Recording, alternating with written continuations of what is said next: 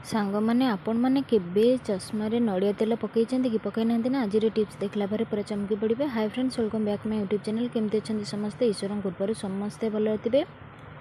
मुझे आपण मानी नुआ नुआ टिप्स जानी जोटा कि आपण मान बहुत बड़ बड़ समस्यार समाधान कर।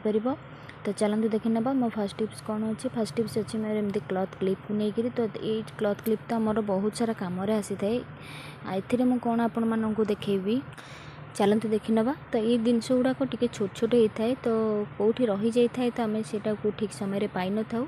तो ताकू जिते बड़े आम गोटे जगार रखा जहाँकि आमर इमरजेंसी टाइम आम हठात पाइबा। तो ताकू मु कौथे रखुची से आपण मानू तो निहाती भाव में कहबी। तो वीडियो को जमर भी स्किप करते फास्ट टू लास्ट पर्यंत पूरा देखूँ। तो एमती प्लास्टिक चूड़ी तो मैंने आम तो निहाती भाव में यूज करते जिते बड़े आम से व्यवहार न करी था। तो तार देहरे आम कौन करवा ना जो क्लथ क्लिप गुड़ाक बहुत सुंदर भाव में आम तादे होल्ड कर रखी नवा। तो प्लास्टिक एपाई नेली कि काचर नेले फाटी जापे। तो प्लास्टिक आपन टे मोटा साइज्र ने। तो देखिए आपण मानकर क्लथ क्लिप बहुत सेफली रहा, बढ़िया सुंदर भी देखा जाए, गोटे ऑर्गेनाइजर भाव बनी जाइए। तो चलते देखी ना सेकंड टिप्स कौन अच्छी। सेकंड टिप्स अच्छी मोर एमती किसी छुंची सूता को लेकर। तो बेले बेले कौन हुए ना आमर छुंचीर सूता पुराइबाटा समस्त गोटे काठिकर पाठ हो जाए।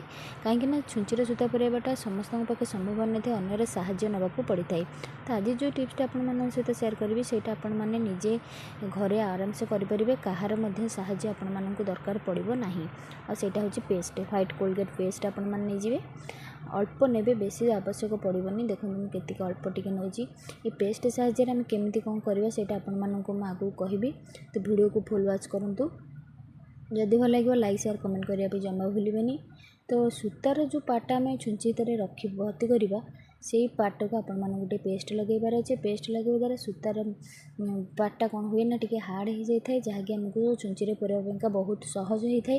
जिते आम नॉर्मली सूता को छुंची पुराई था तो बहुत से पतला जेहेतु आमको बहुत समय लगी था छुंची होल भितर पुराइबापा। से आपण मैंने कौन करेंगे जिते बड़े भी आपण मानक छुंची सूतार आवश्यक पड़ो कहार साहाय्य ना दरकार नहीं। आपण मैंने टिके पेस्ट को सूतार एमती अग्र भाग देने। तापर आपण मैंने हाथ में गोटे रफली टी टाइट करने। देखिए आपण मानक सूता आराम से छुंची पतई आपण मानक कहार साहाय्य दरकार पड़ो ना। तो मुझे पाखु देखा आपण मैंने जानीपर। भावुँ ये टिप्स टी भी सब गृहिणी मानी यूजफुल थी। जो मैंने मो चैनल नुआ थे प्लीज चैनल को सब्सक्राइब करेंगे, पाखे दिया बेल बटन को क्लिक करेंगे।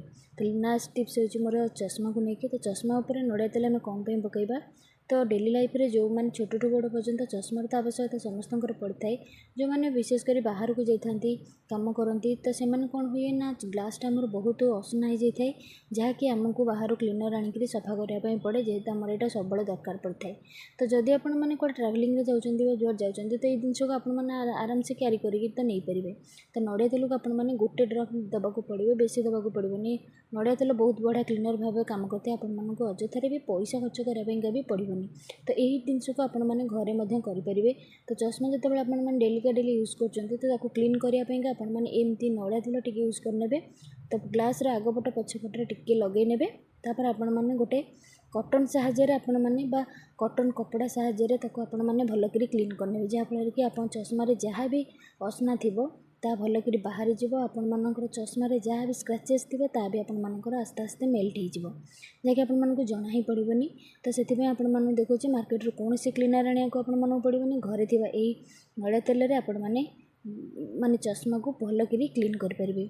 तो आशा करुँचे आज सब टिप्स आपण मानक निहाती भाव में पसंद आसो। तो फास्ट टू लास्ट पर्यंत वीडियोटी आपण मैंने देखि आपण मानक बहुत बहुत धन्यवाद।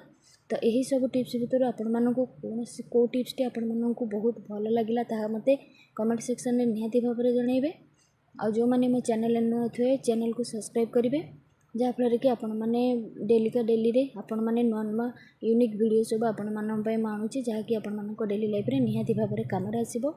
और जो सब टिप्स मुझे सहित शेयर करे सब जीरो फोकस्ट थाए। और मार्केट रू आपण मानक कौन जिनस आने पड़ी न था कि पैसा खर्च करने पड़ न था।